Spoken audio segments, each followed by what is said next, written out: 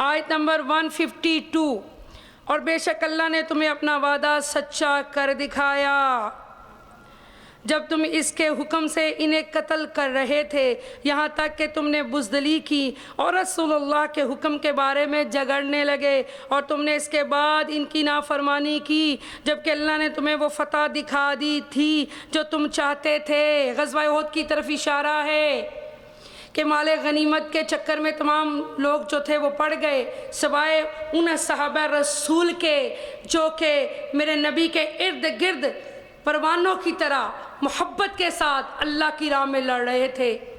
اور اللہ سبحانہ تعالیٰ ارشاد فرماتا ہے، تم میں سے کوئی دنیا کا خواہش مند تھا جو مال غنیمت اٹھا رہے تھے، اور تم میں سے کوئی آخرت کا طلبگار تھا جو میرے نبی کے ساتھ مل کر لڑ رہے تھے۔ سبحان، پھر اس نے تمہیں ان سے مغلوب کر کے پھیر دیا تاکہ وہ تمہیں آزمائے، بعد ازاں اس نے تمہیں معاف کر دیا، اور اللہ اہل ایمان پر بڑے فضل والا ہے، کیونکہ تم نے وہ ٹیلا کیوں چھوڑا جس پر اللہ کے نبی نے تمہیں کھڑا کیا تھا، اور پیچھے سے خالد بن ولید نے اٹیک کر دیا۔ تم نے نہ وہ جگہ چھوڑی ہوتی تو نہ پیچھے سے دشمن حملہ آور ہوتا۔ اور تمام کامیابیاں اللہ اور اس کے رسول کا حکم ماننے میں ہے۔ جب تم افراتفری کی حالت میں، یہ غزوہ احد کی طرف اشارہ ہے، توجہ سے ترجمہ پڑھے، جب تم افراتفری کی حالت میں بھاگے جا رہے تھے اور کسی کو مڑ کر نہیں دیکھتے تھے، اور رسول اللہ اس جماعت میں کھڑے جو تمہارے پیچھے ثابت قدم رہی تھی تمہیں پکار رہے تھے، پھر اس نے تمہیں غم پر غم دیا، یہ نصیحت اور تربیت تھی تاکہ تم اس پر جو تمہارے ہاتھ سے جاتا رہا، اس مصیبت پر جو تم پر آن پڑی رنج نہ کرو، اللہ تمہارے کاموں سے خبردار ہے۔ پھر اس نے غم کے بعد تم پر تسکین کے لیے غنودگی کی صورت میں امان اتاری جو تم میں سے ایک جماعت پر چھا گئی، ایسے ان پر حلاوت طاری ہو گئی، اللہ کی طرف سے سکینہ رحمت اتر آیا اور وہ ڈٹے رہے، جمے رہے۔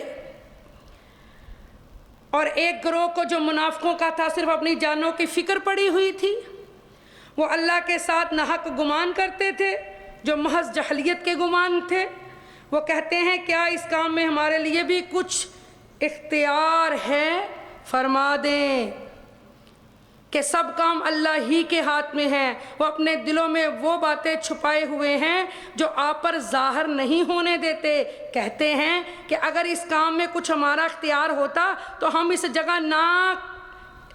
جگہ قتل نہ کیے جاتے۔ فرما دے اگر تم اپنے گھروں میں بھی ہوتے تب بھی جس کا مارا جانا لکھا جا چکا تھا وہ ضرور اپنی قتل گاہوں کی طرف نکل کر آ جاتے، موت کا وقت مقرر ہے۔ یہ منافق لوگ کہتے تھے مدینے کے اندر، عبداللہ بن ابی اور اس کے ساتھی، کہ اگر ہم نہیں گئے تو اللہ سبحانہ تعالیٰ فرماتا ہے کہ اللہ تو صرف پرکھنا چاہ رہا تھا، کھڑے کھوٹے کی پہچان چاہتا تھا، ورنہ موت کا وقت تو مقرر ہے۔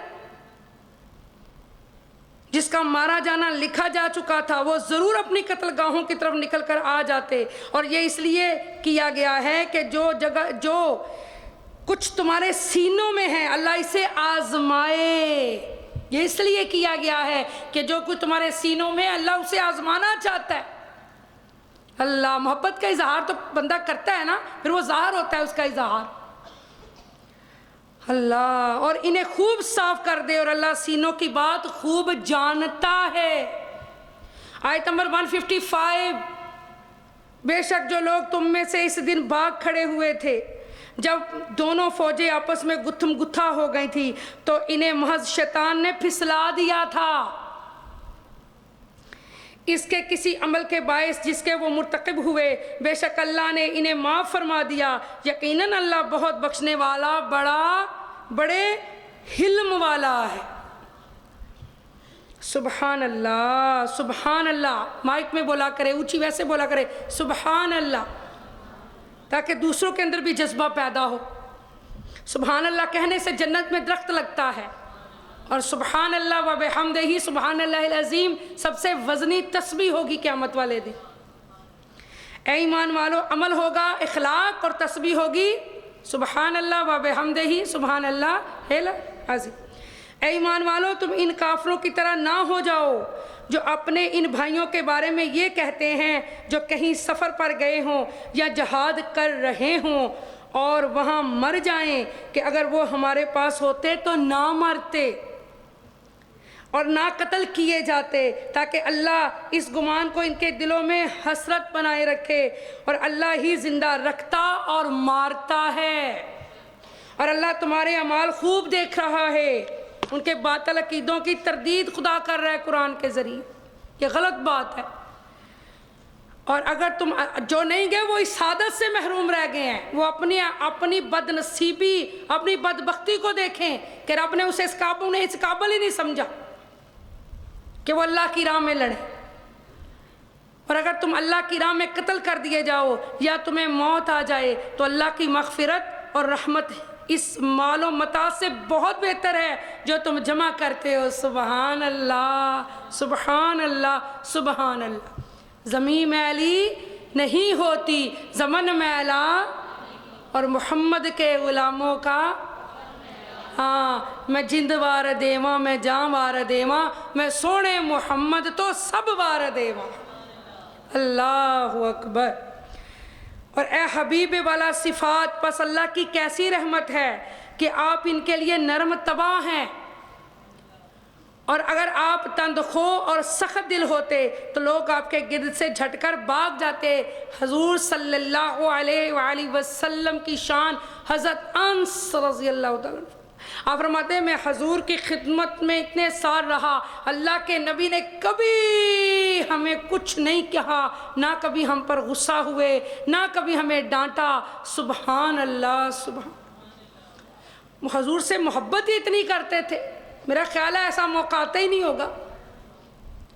اور میرے نبی کریم صلی اللہ علیہ وآلہ وسلم اتنے شان والے تھے، اتنے صبر والے تھے، اتنے تحمل والے تھے کہ طائف والوں نے پتھر مار مار کر لہو لہان کر دیا، اور میرے اللہ نے فرمایا محبوب آپ کہیں تو دونوں پہاڑ آپس میں ملا کر طائف والوں کو غرق کر دیں۔